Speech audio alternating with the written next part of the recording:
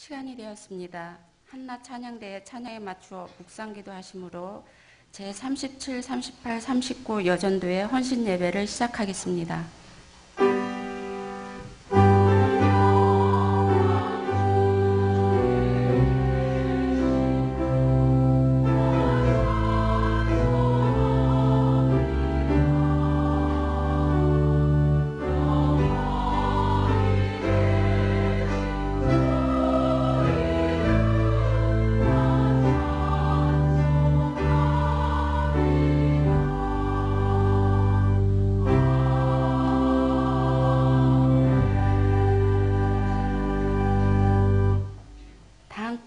찬송가 321장을 부르시겠습니다.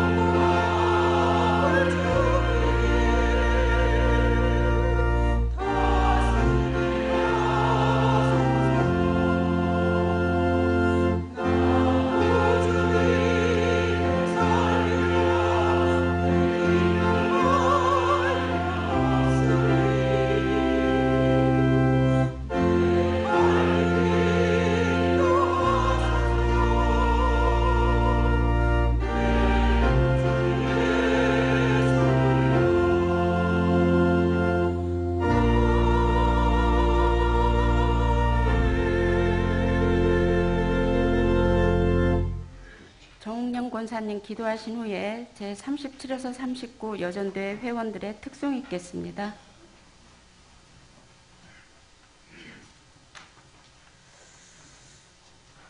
기도하시겠습니다. 하나님 아버지 감사합니다. 하나님의 은혜로 하나를 살아가게 하시고 추수의 계절을 보게 하시니 감사합니다. 하나님께서 주신 것 셀 수 없이 많으나 다 감사하지 못하고 살아갈 때가 많이 있습니다. 하지만 여전히 사랑해 주시고 보호해 주셔서 추수감사절을 보내게 하시고 오늘 수요 예배를 드릴 수 있게 해주셔서 감사합니다. 하나님께 드릴 것이 많아지게 하시고 이웃에게 나누어줄 것이 많은 경향의 성도들이 되게 하여 주시길 기도합니다. 하반기 유아세례 대상자 부모교육이 시작됩니다.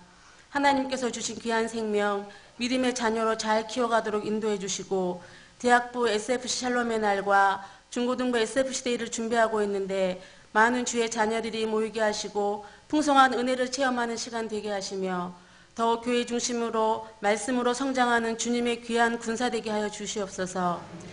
말씀 준비하시며 교회를 이끌어 가시는데 어려움이 없으시도록 담임 목사님의 영육간의 강건함을 허락해 주시기를 기도합니다. 37, 38, 39 여전도회에 헌신 예배를 허락하신 하나님, 모이기를 힘쓰며 하나님 일을 할 수 있게 인도해 주셔서 감사합니다. 건강과 지혜를 주셔서 힘있게 일하게 하시고 가정을 돌보며 주님의 일에 항상 앞장서는 여전도회가 되길 기도합니다. 오늘 말씀 전해주실 송광식 강도사님께 힘 주시고 능력 주셔서 주님의 일을 넉넉히 감당하시도록 축복하여 주시옵소서. 한낮 찬양대의 찬양을 받아주시고 오늘 예배를 주님 홀로 영광 받아 주시옵소서. 예수님의 이름으로 기도합니다. 아멘.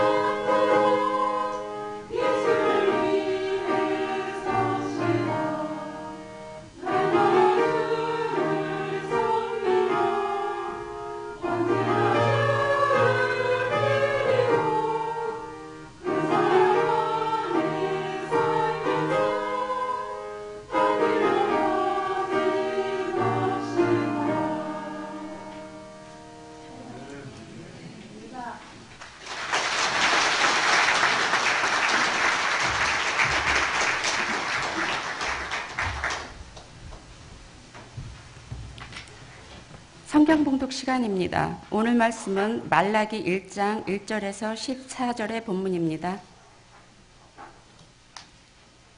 말라기 1장 1절에서 14절의 본문입니다. 제가 2절에서 5절을 봉독하겠습니다.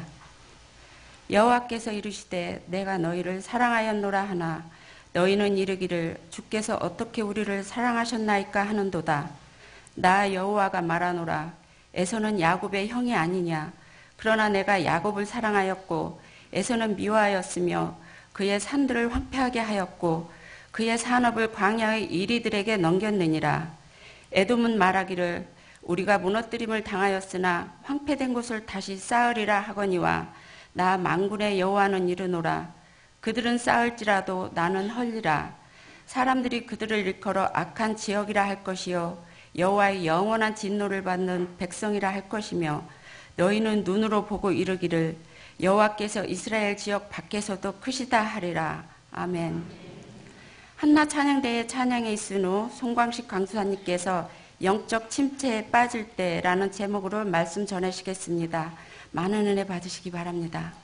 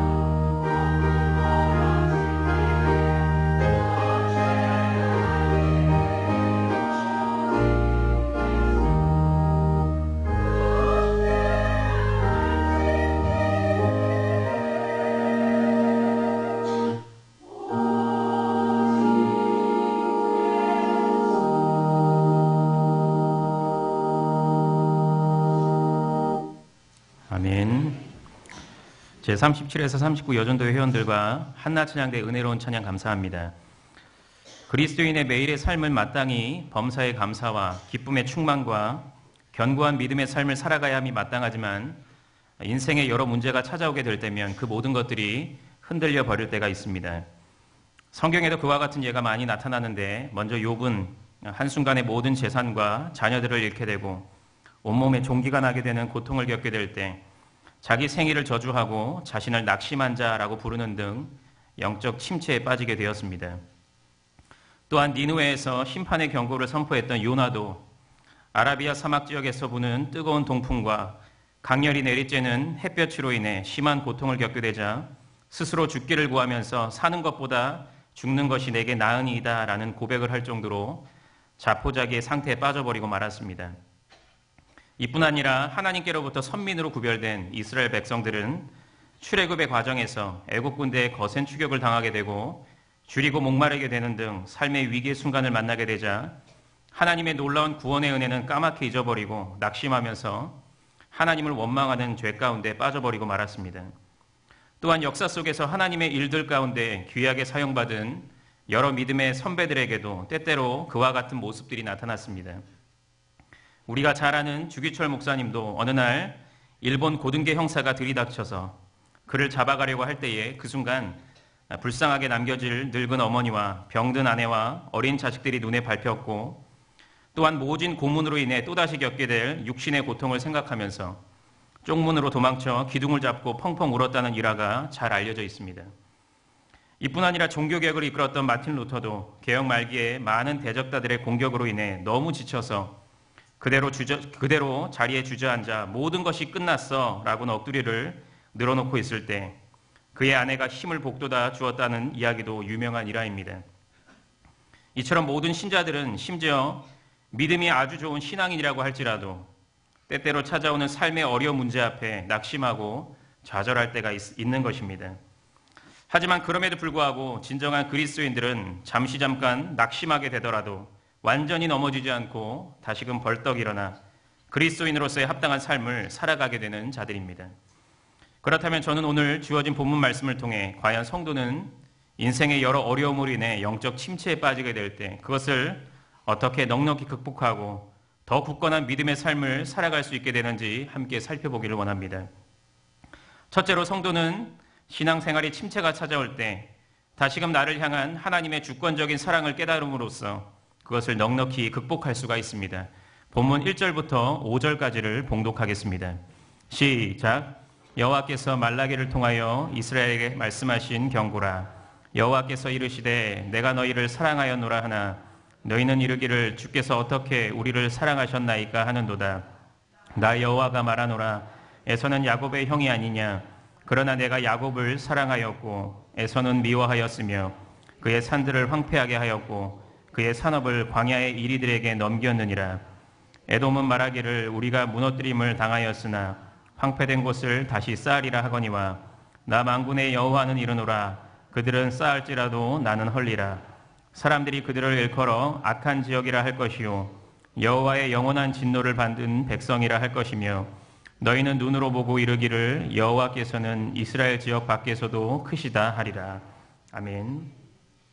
성경 말라기는 본문 1절에서 언급하고 있는 대로 말라기 선지자를 통한 하나님의 경고의 말씀으로서 본서의 배경은 BC 450년 혹은 420년경으로 학계 선지자와 스가랴 선지자가 활동한 이후의 시대였습니다. 즉 이 시대는 바벨론으로부터의 비참한 포로 생활이 끝나고 꿈에도 그리던 본국 이스라엘 땅으로 귀환한 이후의 시대였으며 학계 시대 때부터 시작된 성전 건축이 마침내 완공됨으로써 이제 본격적으로 성전 예배가 드려지고 있었던 시대였던 것이었습니다.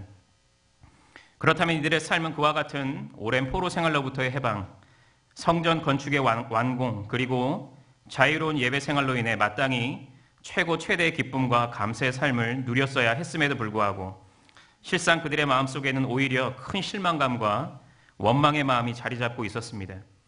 그렇다면 그 이유는 무엇이었습니까? 그것은 바로 그들이 포로로부터 귀환했을 때 가졌던 기대감이 좌절되었기 때문이었습니다.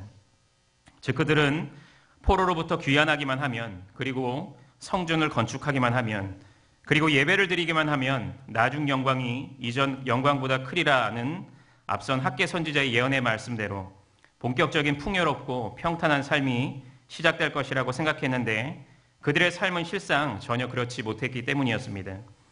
즉 현재 그들의 현실은 이방 나라인 페르시아 제국의 통치 아래서 여전히 식민지로서의 척박한 삶이었고 주변 이방 민족들로부터의 침략 그리고 지속적인 가뭄과 병충해 피해로 인한 궁핍한 삶이었던 것이었습니다. 그리고 이런 배경하에 오늘 본문 2절부터 하나님과 이스라엘 백성들 사이의 대화가 이어지고 있는 것입니다. 먼저 하나님께서는 이런 상황 가운데 그들을 향한 자신의 변함없는 사랑을 증거하시는데 그것이 곧 내가 너희를 사랑하였노라 라는 말씀입니다. 즉 하나님께서는 그들을 당신의 언약의 백성으로 부르신 그 순간부터 지금까지 변함없이 그들을 사랑하고 계셨고 또한 앞으로도 그렇게 할 것이라고 말씀하셨던 것이었습니다. 하지만 하나님께로부터 친히 그 감격스러운 사랑 고백을 들은 이스라엘 백성들의 대답은 무엇이었습니까? 그것은 바로 주께서 어떻게 우리를 사랑하셨나이까? 라는 대답이었습니다.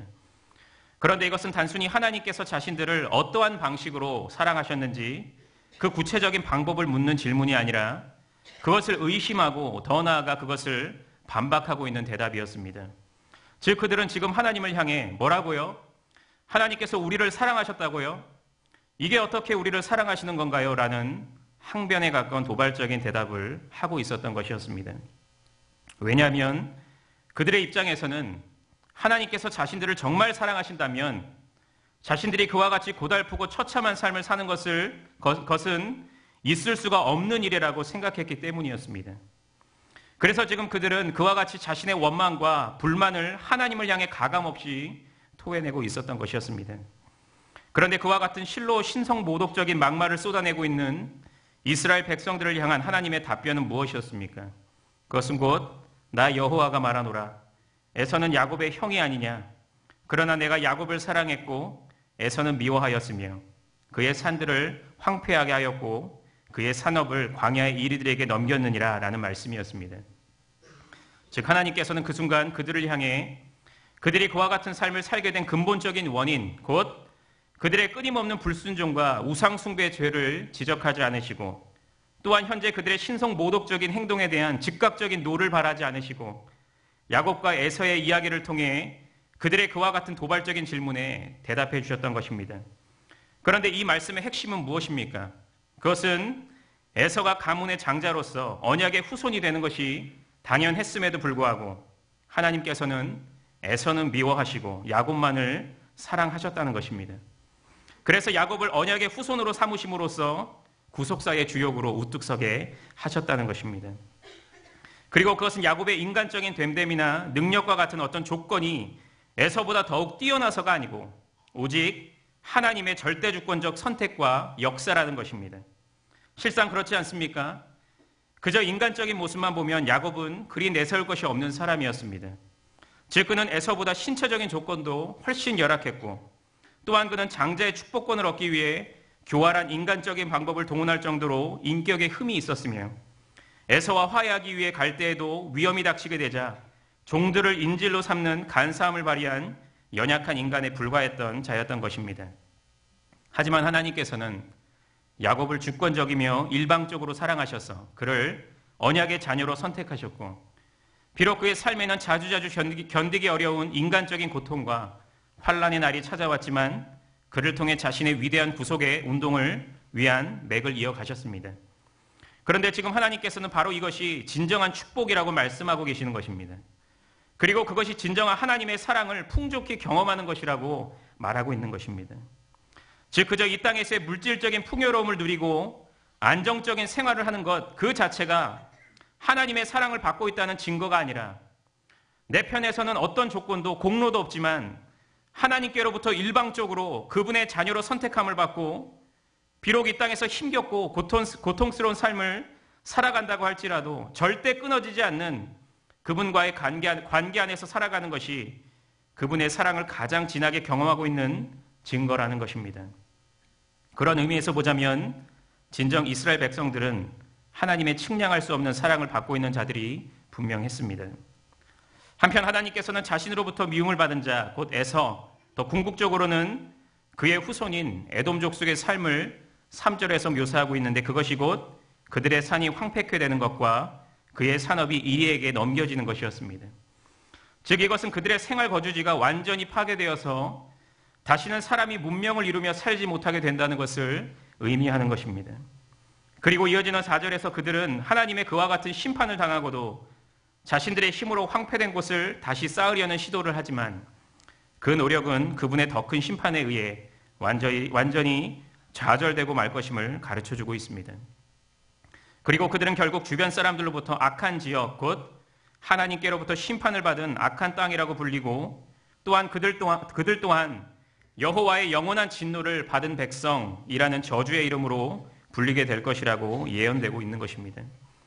그런데 사실 생각해보면 이스라엘 백성이나 에돔 족속이나 표면적 모습으로만 보면 하나님께 대한 불순종의 자세는 그리 차이가 없었습니다.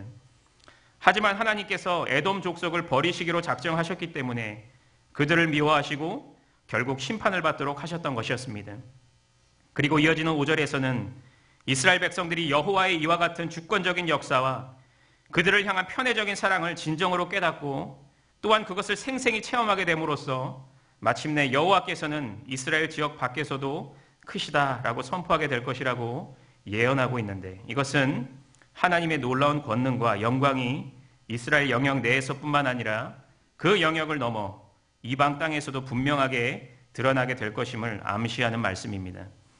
이처럼 비록 이스라엘 백성들은 그들에게 처해진 힘들고 고달픈 현실 앞에 영적 침체에 빠져서 결국 하나님의 사랑을 의심하는 죄에 빠져버리고 말았지만 하나님께서는 그들을 변함없이 사랑하고 계신다는 사실을 그들에게 일깨워 주셨고 또한 그 사랑은 다름 아닌 많은 사람들 중에 그들을 당신의 백성으로 선택해 주시고 그들과 영원히 동행해 주신다는 참으로 놀라운 사랑임을 가르쳐 주셨습니다. 그런데 하나님께서는 바로 이 진리를 깨닫는 것이야말로 그들이 현재의 영적 침체에서 벗어날 수 있는 가장 큰 원동력이 됨을 가르쳐 주셨습니다. 인간에게 있어 가장 큰 죄악은 하나님의 존재, 곧 그분의 살아계심을 부정하는 것임에 틀림이 없습니다. 하지만 최소한 그 하나님의 존재를 믿는 신자에게 있어 가장 큰 죄는 하나님의 성품, 그 중에서도 그분의 변함없는 사랑의 성품을 의심하는 것입니다. 왜냐하면 인간의 창조를 비롯한 천지창조와 예수 그리스도를 통한 구속과 이 세상의 존속과 통치 그 모든 것이 그분의 사랑으로부터 비롯된 것이기 때문입니다. 그런데 안타깝게도 초신자뿐만 아니라 오랫동안 신앙생활을 하셨다는 성도들 중에도 자신의 삶의 형편과 상황에 따라 이 하나님의 변함없는 사랑의 속성을 의심하고 그 사랑의 유무를 판단하는 성도님들이 있습니다. 즉 그들은 매주일 교회에 나오기만 하면, 직분을 받아서 교회 봉사를 시작하기만 하면, 헌금을 많이 내기만 하면, 성경을 많이 읽고 기도를 많이 하기만 하면 자동적으로 이 세상에서 남부러울 것 없는 만사 형통의 삶이 시작될 것이라고 생각하지만 오히려 그것과 정반대되는 일이 벌어질 때 몹시 당황해하고 점차 신앙의 열기가 식어가면서 결국 하나님께서 정말 나를 사랑하시긴 하시는 건가 하면서 그분의 사랑을 의심하게 되는 것입니다. 왜 이런 일이 벌어지는 것이겠습니까? 그것은 바로 근본적으로 그들이 하나님의 사랑이 무엇인지를 완전히 잘못 이해하고 있기 때문입니다. 즉 그들은 신앙생활을 함에 있어 그들에게 주어질 수도 있고 안 주어질 수도 있는 이 땅에서의 물질적이고 가시적인 복을 하나님의 사랑의 핵심으로 여기는 것입니다. 그래서 그들은 그것이 어떤 형태로든지 자신에게 주어지면 나는 이렇게나 많이 하나님의 사랑을 받고 있구나 라고 만족해하다가도 그것이 주어지지 않을 때는 안색을 싹 바꾸어서 나는 하나님께서 정말 사랑하지 않으시나 보다 하면서 좌절하고 절망하는 것입니다. 그리고 점차 교회의 발걸음을 끊고 결국 떠나버리고 마는 것입니다. 하지만 우리는 하나님의 측량할 수 없는 놀라운 사랑이 그저 이 땅에서 길면 100년 정도 남보다 잘 먹고 잘 살 수 있도록 해주는 그런 제한적이고 값싼 사랑이 아님을 꼭 기억해야 됩니다. 즉 이 하나님의 사랑은 우리의 영혼과 관련 있는 영적이며 영원한 것입니다. 즉 우리는 그 하나님의 사랑의 빛에 비춤을 받게 되기만 하면 그분과의 끊을 수 없는 관계 안에서 그분의 영광스러운 자녀로서 이 땅을 살아가게 되고 저 천국에서 영원히 살 수 있는 영원한 생명까지도 소유하게 되는 것입니다. 그래서 비록 이 땅에서 그 어떤 고달프고 힘든 삶을 살게 되더라도 하나님께서 나의 하나님이 되심으로써 나와 영원히 함께 하신다는 사실로 인해 그것을 넉넉하게 이겨낼 수가 있습니다. 그리고 그분의 측량할 수 없는 사랑을 깨닫는 가운데 그분과의 더 친밀한 교제의 시간으로 선용하게 되는 것입니다. 그런데 과연 우리는 이 하나님의 사랑이 무엇인지를 잘 이해하고 있습니까? 그리고 그것이 진정 나의 삶에서 가장 큰 감사의 제목과 기쁨의 이유가 되고 있습니까? 아니면 여전히 내가 이 땅에서 남부럽지 않게 살아가는 것만을 하나님의 사랑의 가장 큰 증거라고 착각하면서 그것만을 갈구하면서 살아가고 있습니까? 하지만 오직 이 진정한 하나님의 사랑이 다름 아닌 예수 그리스도를 통해 죄인 중에 괴수와 같은 내가 구원을 받고 그분의 자녀가 되어서 일평생 동안 그분과 동행하는 삶을 살게 되는 것임을 깨달은 자만이 어떤 환난과 풍파 속에서도 흔들리지 않는 신앙생활을 지속할 수 있으며 잠시 잠깐 영적 침체가 온다고 할지라도 금방 그것을 극복하고 기쁨과 감사의 신앙생활을 힘있게 살아갈 수가 있게 되는 것입니다. 인생의 온갖 시험과 역경으로 인해 영적 침체에 빠지게 될 때 그분께서 그 어떤 공로도 조건도 없는 나를 당신의 큰 사랑 가운데 주권적으로 선택해 주셔서 그분의 자녀로 삼아 주셨으며 나와 늘 함께 해주신다는 사실로 인해 큰 감사의 영광을 하나님께 올려드리시고 오히려 그 시간을 통해 정금과 같이 단련되시는 성도님들이 되시기를 바랍니다. 둘째로 성도는 신앙생활의 침체가 찾아올 때 다시금 온전한 예배 생활을 회복함으로써 그것을 넉넉하게 극복할 수가 있습니다. 본문 6절부터 14절까지를 함께 봉독하도록 하겠습니다. 시작. 내 이름을 멸시하는 제사장들아, 나 만군의 여호와가 너희에게 이르기를 아들은 그 아버지를 종은 그 주인을 공경하나니 내가 아버지일진데 나를 공경함이 어디 있느냐, 내가 주인일진데 나를 두려워함이 어디 있느냐 하나 너희는 이르기를 우리가 어떻게 주의 이름을 멸시하였나이까 하는도다. 너희가 더러운 떡을 나의 제단에 드리고도 말하기를 우리가 어떻게 주를 더럽게 하였나이까 하는도다. 이는 너희가 여호와의 식탁은 경멸히 여길 것이라 말하기 때문이라. 만군의 여호와가 이르노라. 너희가 눈먼 희생제물을 바치는 것이 어찌 악하지 아니하며 저는 것 병든 것을 드리는 것이 어찌 악하지 아니하냐. 이제 그것을 너희 총독에게 드려보라. 그가 너를 기뻐하겠으며 너를 받아주겠느냐. 만군의 여호와가 이르노라. 너희는 나 하나님께 은혜를 구하면서 우리를 불쌍히 여기소서 하여보라. 너희가 이같이 행하였으니 내가 너희 중 하나인들 받겠느냐. 만군의 여호와가 이르노라. 너희가 내 제단 위에 헛되이 불사르지 못하게 하기 위하여 너희 중에 성전문을 닫을 자가 있었으면 좋겠도다. 내가 너희를 기뻐하지 아니하며 너희가 손으로 드리는 것을 받지도 아니하리라. 만군의 여호와가 이르노라. 해 뜨는 곳에서부터 해 지는 곳까지의 이방 민족 중에서 내 이름이 크게 될 것이라. 각처에서 내 이름을 위하여 분향하며 깨끗한 제물을 드리리니 이는 내 이름이 이방 민족 중에서 크게 될 것임이니라. 그러나 너희는 말하기를 여호와의 식탁은 더러워졌고 그 위에 있는 과일 곧 먹을 것은 경멸히 여길 것이라 하여 내 이름을 더럽히는도다. 만군의 여호와가 이르노라. 너희가 또 말하기를 이 일이 얼마나 번거로운고 하며 코웃음치고 훔친 물건과 저는 것 병든 것을 가져왔으니라. 너희가 이같이 봉헌물을 가져온 내가 그것을 너희 손에서 받겠느냐. 이는 여호와의 말이니라. 짐승 떼 가운데 수컷이 있거늘 그 서원하는 일에 흠 있는 것으로 내게 드리는 자는 저주를 받으리니 나는 큰 임금이요 내 이름은 이방 민족 중에서 두려워하는 것이 됨이니라. 만군의 여호와의 말이니라. 앞서 살펴본 대로 이스라엘 백성들은 자신의 기대와 정반대로 예기치 않은 인생의 여러 풍파를 만나게 되면서 자신을 향한 하나님의 사랑을 의심하기 시작했는데 그것은 하나님의 사랑에 대한 잘못된 오해에서 비롯된 것이라고 하였습니다.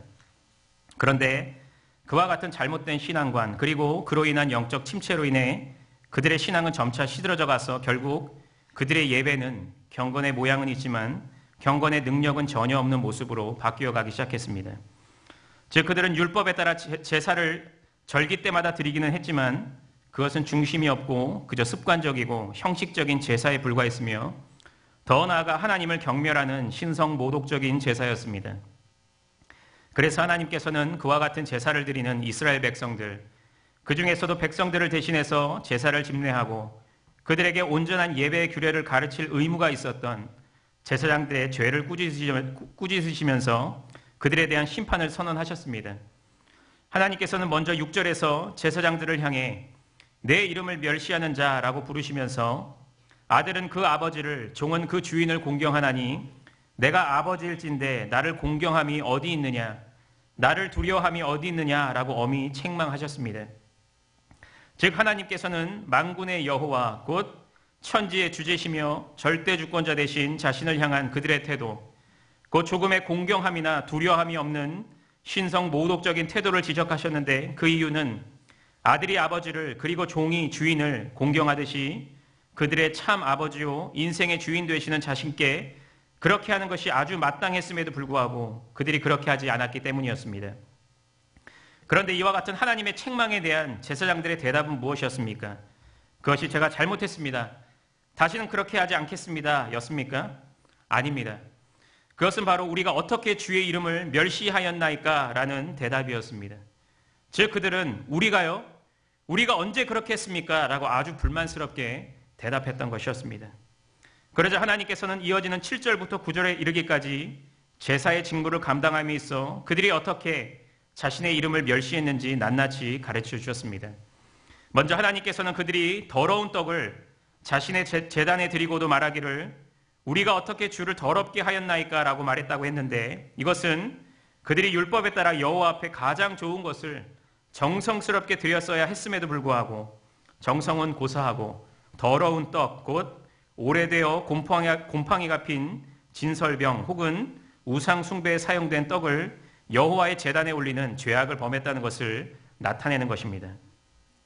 그리고 그들은 그와 같은 악행을 저질렀음에도 불구하고 그 어떤 뉘우침이나 회개의 자세도 없이 오히려 하나님을 향해 아주 거만한 자세로 우리가 언제 그렇게 했습니까? 라고 대꾸하면서 또한 여호와의 식탁, 곧 여호와의 상은 경멸히 여길 것이야 라는 막말을 서슴없이 내뱉었던 것이었습니다. 또한 하나님께서는 그들이 제사를 드리러 나올 때 눈먼 희생제물과 저는 것과 병든 것을 가지고 왔다고 지적하시며 엄히 책망하셨는데 그 이유는 그것이 구약의 제사의 규례, 곧 흠없는 온전한 희생제물을 바치라는 명령에 완전히 반하는 행위였기 때문이었습니다. 또한 하나님께서는 그와 같은 제물은 심지어 이 땅의 통치자들에게도 바치지 않는 것임을 밝히면서 그들의 행위가 얼마나 악한 것인지를 지적하셨습니다. 그리고 하나님께서는 그들의 가증스러운 모습 또한 지적하셨는데 그것은 곧 그들이 그와 같은 제물을 가지고 제사를 드리면서도 뻔뻔하게 그분께 나와 자신들에게 은혜, 곧 평강과 복을 내려달라고 간구했던 것이었습니다. 그런데 물론 하나님께서는 그들의 그와 같은 악한 기도에 결코 응답하지 않으실 것임을 분명하게 나타내셨습니다. 그러면서 하나님께서는 그들을 향해 한 가지 무서운 말씀을 하시는데 그것이 본문 10절의 말씀, 곧 너희가 내 제단 위에 헛되이 불사르지 못하게 하기 위하여 너희 중에 성전 문을 닫을 자가 있었으면 좋겠도다. 내가 너희를 기뻐하지 아니하며 너희가 손으로 드리는 것을 받지도 아니하리라 라는 말씀입니다. 이것은 무슨 말씀입니까? 이것은 하나님께서 제사장들의 그 최악의 신성 모독적인 행위를 차마 눈뜨고 볼 수 없어서 차라리 성전 문을 닫아버림으로써 그들이 그와 같은 더러운 제사를 더 이상 드리지 못하도록 했으면 좋겠다고 말씀하고 계시는 것입니다. 이처럼 하나님께서는 비록 그들이 제사를 지속적으로 하고 있었음에도 불구하고 하나님을 경멸하는 자세로 온전치 않은 제물을 드린 그들의 제사를 경멸하시면서 그것을 절대 받지 않으실 것임을 말씀하셨습니다. 하지만 이어지는 11절에서는 앞선 5절에서와 마찬가지로 앞선 내용들과는 정반대되는 한 긍정적인 예언이 선포되고 있는데 그것은 곧 해 뜨는 곳에서부터 해 지는 곳까지의 이방 민족 중에서 내 이름이 크게 될 것이라. 각처에선 내 이름을 위하여 분향하며 깨끗한 제물을 드리니 이는 내 이름이 이방 민족 중에서 크게 될 것임이니라 라는 말씀입니다. 그런데 이 말씀은 민족적 이스라엘을 뛰어넘어 장차 온 세상의 민족들이 깨끗한 제물을 하나님께 드리는, 즉 온전한 예배를 하나님께 드리게 될 것이라는 예언의 말씀으로서 궁극적으로 어린 양 대신 예수 그리스도께서 하나님께 온전히 드려지는 흠없는 희생제물이 되어주신다는 것과 또한 그분의 의에 기대어 하나님께 나아가는 자는 그분께서 받으실 만한 예배를 드릴 수가 있게 된다는 것을 암시하는 말씀입니다. 그런데 현재 제사장들의 모습은 전혀 그렇지 못했습니다. 즉 그들은 여호와의 식탁은 더러워졌고 그 위에 있는 과일 곧 먹을 것은 경멸히 여길 것이라 라고 말하며 하나님께 드리는 제사를 경멸하였고 더 궁극적으로는 하나님을 경멸하고 있었던 것이었습니다. 그리고 그들은 훔친 물건과 저는 것, 병든 것과 흠이 있는 재물을 가지고 제사를 드리면서도 이 제사가 얼마나 번거로운가, 다시 말해서 이 제사가 얼마나 나를 짜증나고 피곤하게 만드는가 하면서 불평과 불만을 쏟아냈던 것이었습니다. 하지만 그들의 이와 같은 지속적인 신성 모독적인 행위의 결과 하나님께서는 너희가 이같이 봉헌물을 가져오니 내가 그것을 받지 않겠다라고 말씀하시며 너희가 저주를 받을 것이니라 라고 심판의 선언을 하셨습니다. 그리고 그 이유는 하나님 자신이 온 세상을 다스리시고 모든 민족이 두려워하는 큰 임금이 되시는데 그들이 그에 합당한 제사를 올려드리지 않았기 때문이라고 말씀해 주셨습니다. 이처럼 제사장들은 백성들을 대신해서 하나님께 온전한 제사를 드려야 하는 존재였음에도 불구하고 삶의 피폐함으로 인한 영적 침체가 찾아오자 그것을 극복하지 못하고 하나님께 더러운 제사를 의도적으로 그리고 계속해서 드림으로써 더욱 깊은 영적 침체에 빠졌고 결국 하나님의 무서운 심판의 경고를 듣게 되었습니다. 많은 신자에게 있어 인생의 여러 문제들로 인한 신앙생활의 침체가 찾아올 때 가장 크게 영향을 받게 되는 것은 다름 아닌 그들의 예배 생활입니다. 즉 예배가 상황과 형편에 전혀 상관없이 언제나 하나님 중심적인 예배가 되어야 함에도 불구하고 상황과 형편이 악화되면 그들의 예배는 점차 자기 중심적인 예배가 되어버리고 마는 것입니다. 다시 말해서 그들은 교회로 나올 때 이제 더 이상 이 예배가 하나님께서 받으실 만한 온전한 예배인가? 나의 중심이 하나님께로 온전히 향해 있는가를 깊이 고민하는 가운데 예배 시간 내내 영과 진리로 예배를 드리는 것이 아니라 매주마다 교회에 억지로 나오기는 하지만 그들에게 세상적인 형통의 복을 내려주시지 않는 하나님에 대한 실망감과 불만을 마음속 깊이 품은 채 건성건성 예배를 드려주고 집으로 가는 것입니다. 그러다 혹여나 육신이 너무 피곤하고 일터와 가정에 어떤 일이라도 생기기라도 하면 그 일을 핑계로 주일 예배를 빠지면서 그 어떤 죄책감도 느끼지 않게 되는 것입니다. 또한 그들은 현재의 경제적 어려움이 나를 향한 하나님의 무관심과 무책임 때문이라는 원망의 마음을 품고 온전치 않은 11조 생활과 인색한 감사 생활도 아주 자연스럽게 하게 되는 것입니다. 그리고 결국 그들의 예배 생활은 점점 형식적이게 되고 생명력을 잃어가게 되는 것입니다. 그러면서도 그들의 마음 가운데는 그래도 어쨌든 내가 매주마다 예배당에 가니까 온전치는 않지만 그래도 헌금도 꼬박 드리니까 주일학교 교사로 찬양대원으로 봉사하니까 이 정도면 잘하고 있는 거지 하면서 마치 자신이 하나님께 해야 할 일을 그래도 잘하고 있는 것처럼 만족해하고 있는 것입니다. 그런데 여러분, 이것이 진정 하나님께서 기뻐 받으실 만한 예배이겠습니까? 정말 하나님께서는 이와 같이 중심은 전혀 없지만 매주마다 형식을 갖추어 반복은 되고 있는 이 예배를 기쁨으로 받아주시겠습니까? 절대 그렇지 않습니다. 하나님께서는 아마도 우리 중 그와 같이 만우리 예배를 드리는 사람들을 향하여 오늘 본문의 말씀처럼 너희가 내 제단 위에 헛되이 불사르지 못하게 하기 위하여 너희 중에 성전 문을 닫을 자가 있었으면 좋겠도다. 내가 너희를 기뻐하지 아니하며 너희가 손으로 드리는 것을 받지도 아니하리라 라고 선언하실 것입니다. 왜냐하면 하나님께서는 인격적인 하나님으로서 우리와의 인격적인 관계를 통해 예배를 받으시고 또한 그것을 통해 영광을 받으시기를 원하시는 분이시기 때문입니다. 부모가 자식과의 관계 안에서 기쁨과 보람을 느낄 때가 언제입니까? 단순히 값비싼 선물과 좋은 대접을 받게 될 때입니까? 아닐 것입니다. 그것은 그 선물과 대접이 조금 부족하더라도 그 안에 정성과 존경과 사랑의 마음이 가득 담겨 있을 때가 아니겠습니까? 이와 꼭 마찬가지로 하나님께서는 우리 예배 가운데 이와 같은 진심과 중심이 담겨 있을 때, 그리고 그로 인한 온전한 예배가 드려질 때 그것을 기뻐 받으십니다. 그런데 과연 우리의 모든 예배 속에는 이런 중심이 담겨 있습니까? 아니면 예배를 열심히 드린다고는 하지만 이 중심이 결여되어 있습니까? 그런데 중요한 것은 이와 같은 예배 생활이 그저 단순히 교회 안에서만 드려지는 주일 예배와 각종 예배에서만 나타나게 되는 것이 아니라 우리의 삶 속에서도 침투해 일상에서 매일 드려지는 삶의 예배에도 영향을 끼치게 된다는 것입니다.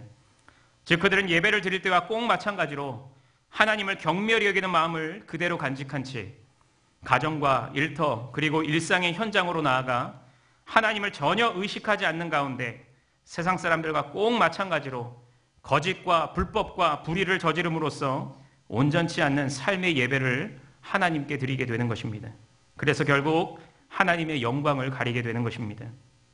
하지만 우리는 지금이라도 이와 같이 하나님을 경멸하고 모독하는 예배 생활에서 벗어나 다시금 하나님께서 기뻐 받으시는 온전한 예배를 회복해야 됩니다. 비록 우리의 가정과 기업에 물질적인 형통이나 번성이 가시적으로 보이지 않는다고 하더라도 그것으로 인해서 낙심치 말고 나의 참 아버지와 주인 되시며 온 세상의 왕이 되시는 하나님께 온 중심을 다해 교회와 삶 속에서 온전한 예배를 올려드려야 하는 것입니다. 왜냐하면 그것이 바로 하나님께서 진정 기뻐 받으시는 예배가 되고 우리의 영적 침체를 극복하는 길이며 감사와 감격이 넘치는 예배를 회복하는 길이 되기 때문입니다. 내 삶에 시험과 환란이 찾아와 나의 신앙생활이 흔들리려고 할 때에 하나님께 마땅히 드려져야 하는 온전한 예배생활부터 먼저 회복하심으로써 하나님께 영광을 올려드리시고 또한 그 영적 침체를 넉넉히 극복하셔서 더욱 기쁨과 감격의 신앙생활을 계속해서 해나가시는 성도님들이 되시기를 바랍니다. 사랑하는 경영의 성도 여러분, 그리고 오늘 헌신을 다짐하시는 제37에서 39 여전도의 회원 여러분, 우리가 신앙생활을 함에 있어 꼭 인정해야 할 점은 어떤 성도라고 할지라도 그들은 삶의 여러 문제들이 거세게 밀려올 때 때때로 영적 침체에 빠지게 될 때가 있다는 것입니다. 즉 제 아무리 믿음이 좋은 성도라고 할지라도 사업이 완전히 실패하고 일생일대 중요한 시험에서 떨어지며 갑작스러운 불치병의 소식을 듣게 되고 사랑하는 사람의 죽음의 소식을 듣게 되면 나도 모르게 마음이 요동하고 흔들리게 되는 것입니다.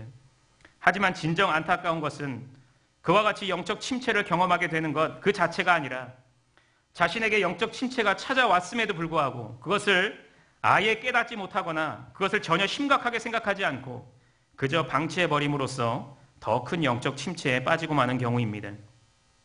즉 그들은 인생의 문제들로 인해 그들의 삶에 하나님을 향한 사랑의 마음과 경외심이 점점 사라지고 또한 신앙생활의 기쁨과 활력을 잃어가게 됨으로써 어느 순간부터 습관적이고 형식적인 신앙생활을 하게 됐음에도 불구하고 그것에 경각심을 느끼지 못하고 또한 그것을 극복하기 위해 그 어떤 몸부림도 치지 않는 것입니다. 그래서 그들은 결국 뜨겁지도 차갑지도 않은 세상 사람들과 별반 차이 없는 무기력한 신자로서의 삶을 살아가게 되는 것입니다. 하지만 우리는 나의 신앙생활에 적신호가 찾아와서 그것이 영적 침체로 이어지려고 할 때 오늘 말씀의 교훈을 상기해서 그것을 나의 삶 속에 적용해야 합니다. 먼저 우리는 신앙생활의 활력을 점점 잃어갈 때 그것을 가만히 받아들이는 것이 아니라 그 즉시 나를 향한 하나님의 놀라운 사랑을 기억하고 그것을 마음속 깊이 새겨야 합니다.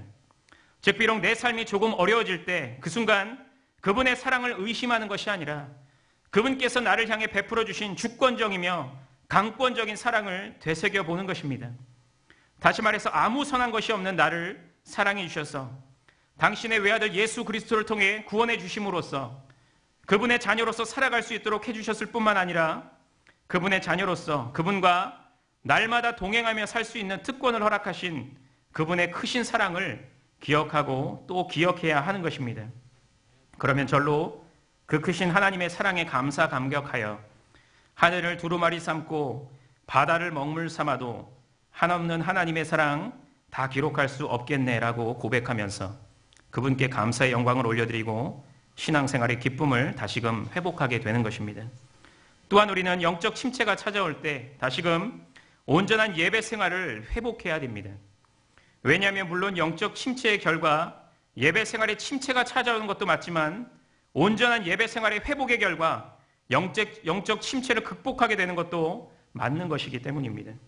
즉 우리는 다시금 하나님께 중심 있는 온전한 예배를 회복하게 될 때 자연히 우리의 예배를 통해 찾아오시는 하나님을 만나게 되어 그분의 한없는 권능과 사랑을 생생하게 체험하게 됨으로써 다시금 생동력 있는 신앙생활을 할 수 있게 되는 것입니다. 그렇기 때문에 우리는 이제부터라도 하나님께서 내게 물질적인 복을 더하여 주시면 더 힘있는 신앙생활을 하겠습니다가 아닌 하나님께서 내게 이미 베풀어 주신 가장 큰 사랑에 만족하고 감사하면서 어떤 상황 가운데서도 영과 진리의 예배를 날마다 온전히 드리심으로써 하나님께 영광을 올려드리겠습니다라는 적극적인 자세를 가지고 신앙생활을 해나가야 하는 것입니다. 왜냐하면 그럴 때야 비로소 우리는 사탄의 그 어떤 파상 공격으로부터 넉넉히 이길 수가 있고 그것을 통해 더 신나고 기쁜 신앙생활을 계속해서 이어갈 수 있게 될 것이기 때문입니다.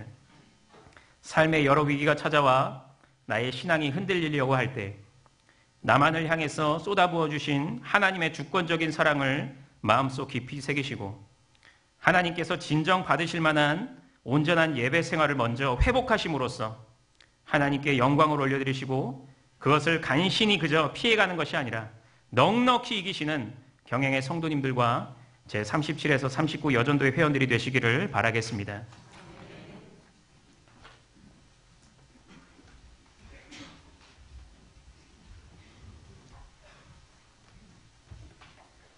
찬송가 575장을 부르시면서 준비하신 11조와 헌금을 하나님께 드리겠습니다.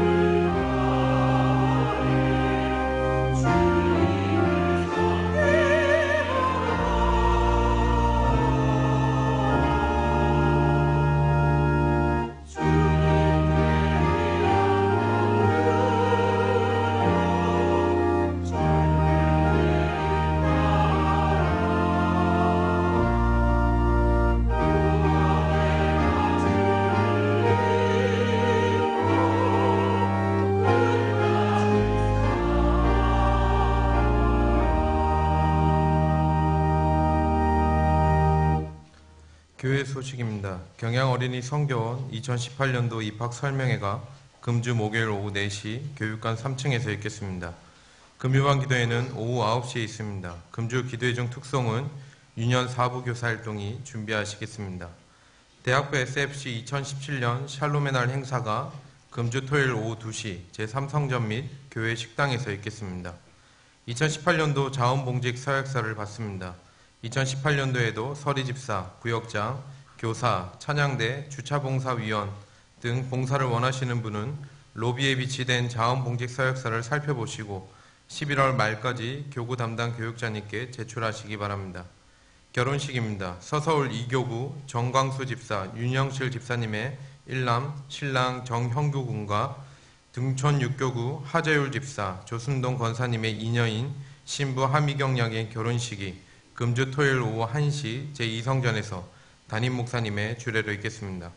주일 낮에는 중고등부, SFC데이, 교육위원회, 경양비전기도회, 정기당회, 신방장 모임이 있으며 밤에는 성민종합사회복지관 및 성민장애아동 어린이집을 위한 헌신예배가 있겠습니다. 준비된 봉투에 성민종합사회복지관 및 성민장애아동 어린이집을 위해 정성껏 특별헌금을 준비해 주시기 바랍니다. 예배 후 구역 성경공부가 있겠습니다. 구역장님께서는 교구별로 자리에 앉아주시기 바랍니다. 감사합니다. 이어서 여전도의 소식입니다. 제37에서 39 여전도의 헌신예배를 허락하신 하나님께 감사를 드립니다. 말씀을 전해주신 송광식 강도사님, 찬양을 해주신 한나 찬양대, 헌금을 위한 기도와 축도해 주실 담임 목사님께 감사드립니다. 제37 여전도에는 63년 7월에서 8월생, 38 여전도에는 63년 9월생, 39 여전도에는 63년 10월생으로 구성되어 있습니다. 주변에 이에 해당되는 성도님이 계시면 저희들과 함께 여전도 활동에 참여할 수 있도록 권면해 주시기 바랍니다. 오늘 우리 교회에 처음 나오셨거나 등록을 원하시는 분들은 예배가 끝난 후 친교실로 오셔서 담당 교역장님의 기도와 교회에서 준비한 선물을 받으신 후에 돌아가시기 바랍니다. 다 함께 송영 303장을 부르신 후에 담임 목사님 나오셔서 헌금을 위한 기도와 축도해 주심으로 제37, 38, 39 여전도의 헌신 예배를 모두 마치겠습니다.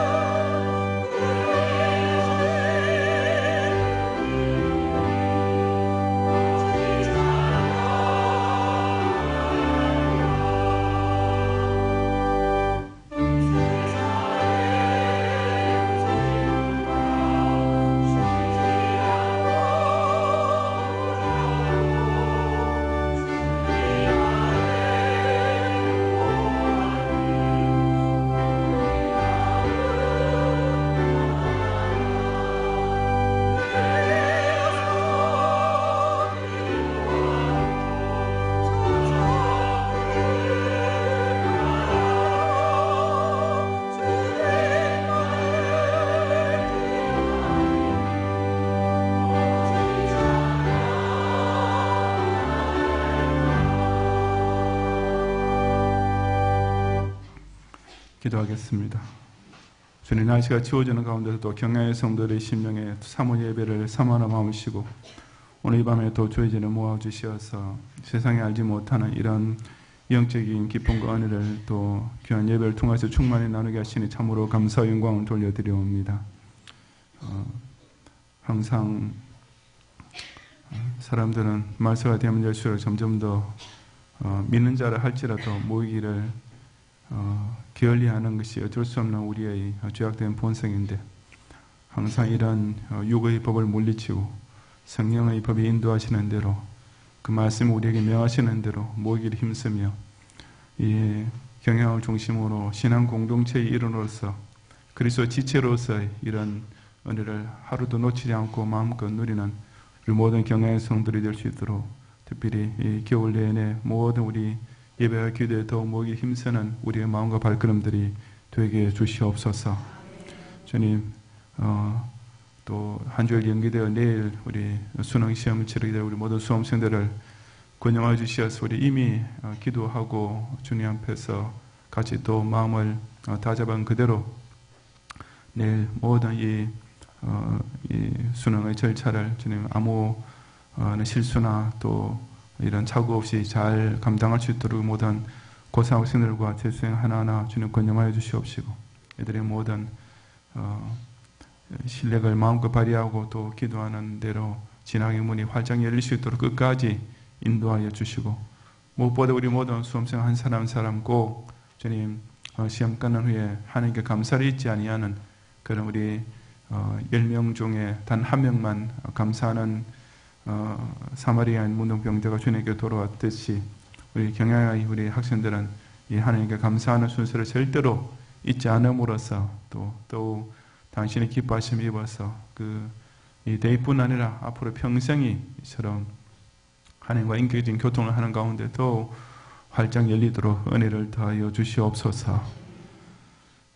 또 내일 우리 지난 추수감사절 헌금의 일부와 또 여러 기관 또 개인적으로 찬조한 우리 헌금을 가지고 우리 전방 군부대 위문을 또 다녀오겠사오니 경야의 성도들의 사랑이 전달되고 무엇보다도 참 이렇게 정말 추운 날씨에 국방을 신성한 어무리에 수고하는 장병들에게 참 그들의 이런 희생과 노고 덕분에 이 대한민국의 안보가 유지되고 우리 국민들의 이런 평화로운 삶이 영위될 수 있다는 사실에 대해서 자부심을 가지고 긍지를 가지고 끝까지 주어진 복무의 기간 동안 잘 감당할 수 있는 새로운 또 격려의 시간 될 수 있도록 주장하여 주시옵소서.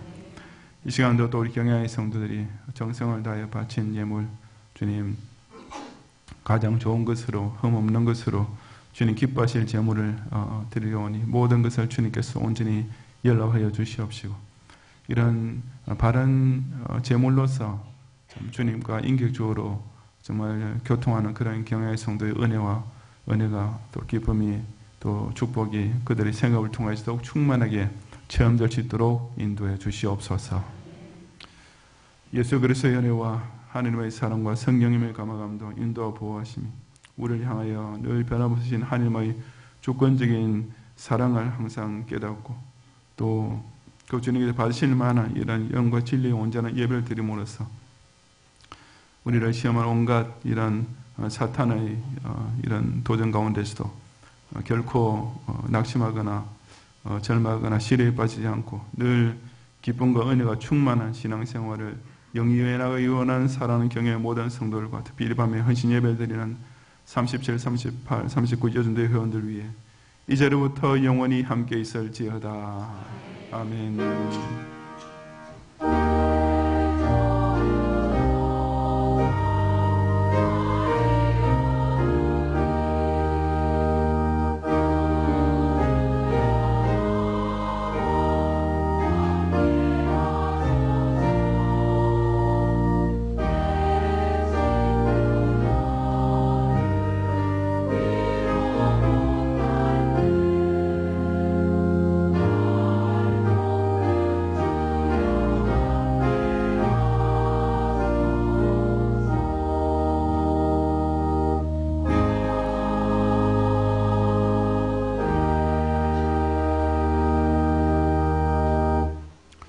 감사합니다. 평안히 가시고 금요일 동안 기도회를 기억하시고 모이기를 힘쓰시기 바랍니다.